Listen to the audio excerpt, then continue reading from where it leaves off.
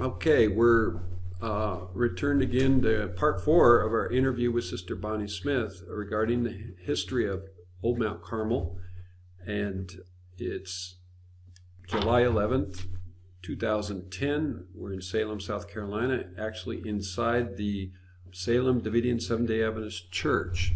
So we're going to begin here with the discussion of the work that took place inside of B-8, the administration building, really the central hub of Mount Carmel activity. From 1940, I think it was when they moved from the Academy building.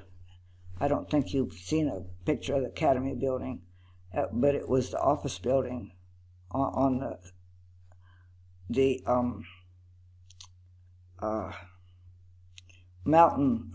hill that the lady wanted to keep, but by a miracle she sold it to them for the same price she sold the rest of the property to.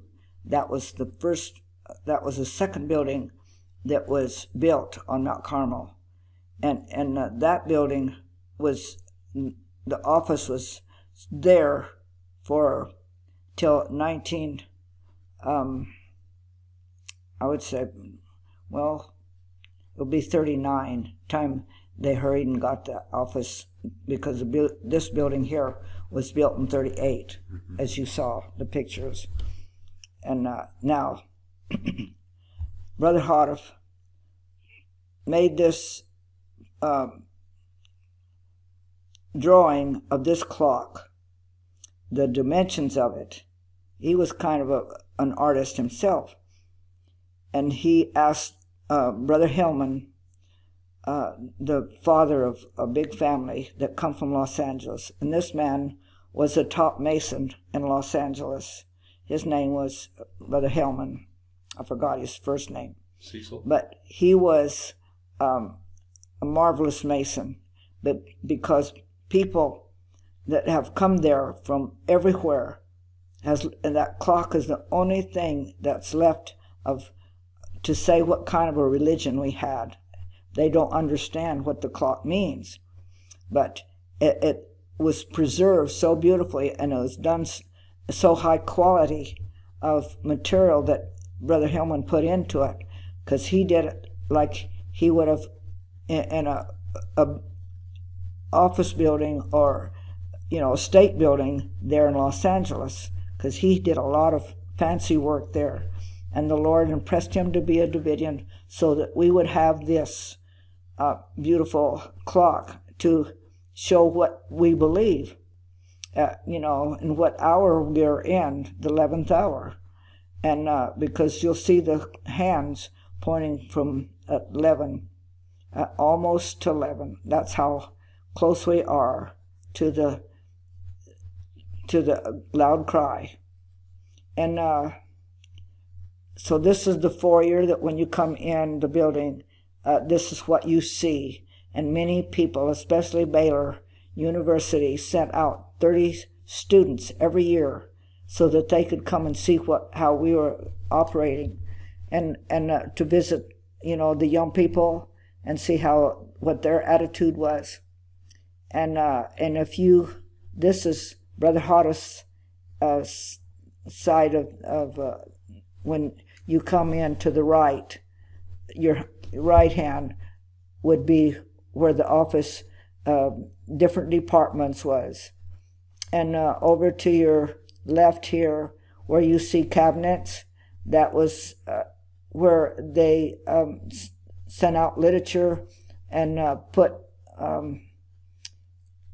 names on envelopes so that we could fill them, the young people could fill them. And then in the middle was, after Sister, I wished we would have started with a chapel, because Sister Houteff, I could, if you wanted to, we can go ahead with this here. Over to your right, as you come in, was Sister Hotteff's desk right in front.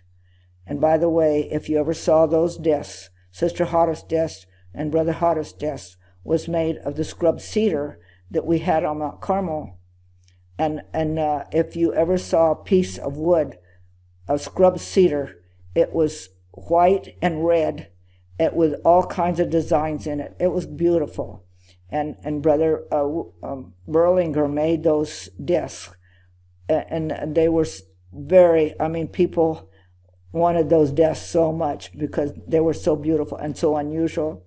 Brother Hotteff's desk was really nice, and you could bring your chair up and sit in front of him.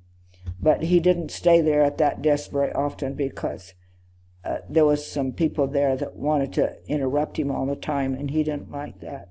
So he would take his work and right in the middle. You can't see it very well because the lighting is not too great, but there was, a door here with the storage underneath the steps that went to the second story, and Brother Houteff would get in because he was kind of crippled, and he got into one of these little things that just take him up to his. It's made on steps. It's an elevator like that went beside on the wall, and he'd get in there and go up to his room. That's where he did a lot of his work, up there on the couch of his couch. Okay, so his desk was to the right in the very back, and then Genevieve's was in front of him, and Genevieve Bingham, and she used to be an English teacher in a college there in California when she met M.J. Bingham. And she knew the English language very, very much, especially take the expressions like Brother Houteff spoke in a broken language, like, or he didn't know what would you call the word? I never had forgot it until now. Syntax? Pardon? Syntax? Pardon? I still didn't get it. The proper syntax? Well, I guess that's what you'd call it now, but she would rearrange the sentence so that it would be... The grammar? Huh? The grammar or the construction of the sentence, or... Yeah, the grammar, and also arranging, instead of throw downstairs my hat, throw my hat downstairs. She was very good at making it so that it would be more understandable. Composition. Yeah, there's a word for I can't remember. I'm sorry. Anyway, and then when she corrected that, then Brother Houteff would correct her writing and grammars and corrections, and then he would send it, give it to the people that typed it. There was a couple of ladies that typed real good, and that was the process. But at first, I want to tell you, in the chapel, when Brother Houteff spoke the TGs especially, and some of the other, sermons that you would see in the codes. Oh, right here. This was I don't know where the pulpit is. Should be there. I'm sorry, but I touched the screen. She sat on, there's an aisle right here to your left, and she sat in the front on this side over here on the left, and she had a typewriter, and she could do the shorthand very fast. It took her about 4 months. She had, I would say, people would say that she had a photographic mind. It didn't take her but a second to understand something, and she'd remember it. And so it took her about 4 months by correspondence to learn the shorthand, and then she would write it out in shorthand. His sermons, he spoke slowly and methodically, and his language. I mean, English language, but he mastered the English language from 1907 when he arrived here in America, and he didn't speak a word of English when he arrived in 1907. But 1929, when the Lord gave him this truth, and on the Sabbath school lesson of 1929 on the Isaiah prophets, the Isaiah chapters from, I think it was 54. It's in Shepherd's Rod Volume 1 until 66, and that's why the Lord says it's time for this truth to come.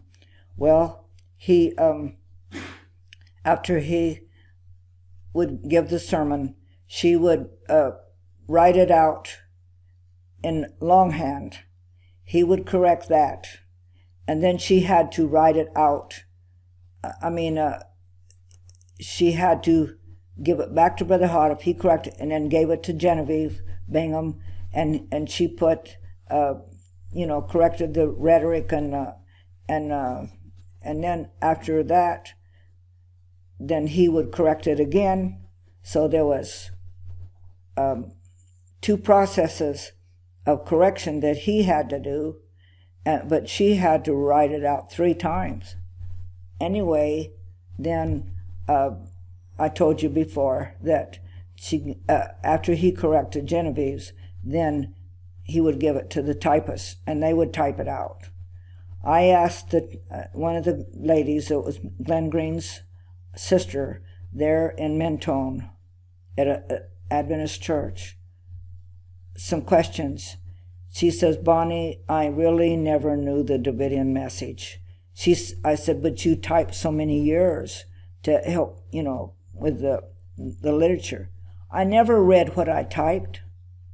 I couldn't read it. And so that shows that if you don't have an interest in the Davidian message, even though you could be working with it, then it doesn't do you any good.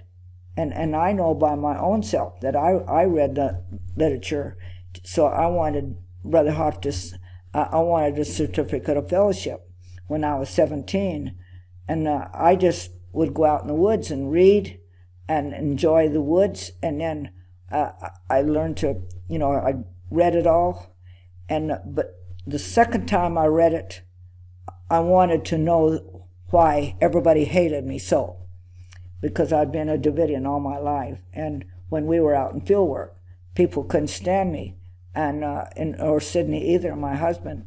So if you have trouble in the church, always look with your eyes on Jesus, or you'll never become a Davidian. When you, after years and years of disappointments, you're not going to keep it unless you have that love for the message that's not understandable to only you and Jesus.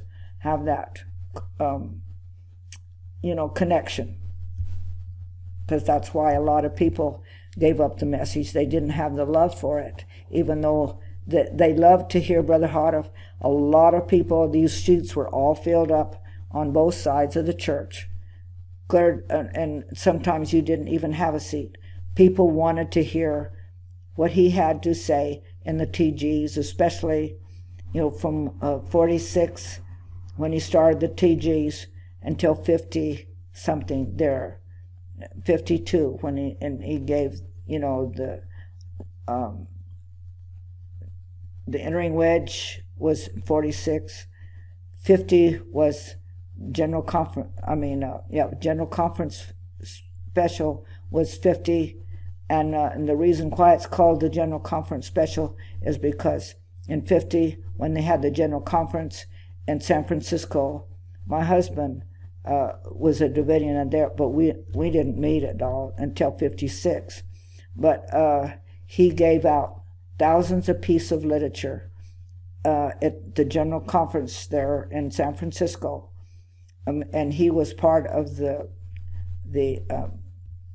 choir from San Bernardino, and so he got in where a lot of people didn't, and they didn't know that he was a Davidian, and he was given, I don't know how many of those tracts and everybody took them, and there was a lot of people that became Davidians because of the General Conference special. And then the White House Recruiter was on your Matthew 20 mostly. Well, brethren, I hope you enjoyed that unique perspective, that interview from Sister Bonnie, talking about some of the things that happen inside of B-8. Very important building, and the activities. This is a really unique inside perspective of the type of activities, especially focused on the details about how the literature was put together. And a lot of people will go, well, how do you know all this stuff? Well, now you know. We paid attention, not only documentation, but listening to this oral history from Sister Bonnie, who has an excellent memory. This is how we learned about some of the details of how the process by which the literature was put together. So I hope you really enjoyed that. If you haven't already, please subscribe to this channel and hit the bell icon for updates, so as we continue to publish along this line, this oral history of Sister Bonnie, these interviews done in 2010. So I think you'll will really get a lot out of this and learn a lot of details. So we thank you for attending, and if you'd like to help support this work, please contact us at any time, and may God bless you as you search for truth as for hidden treasure. Godspeed.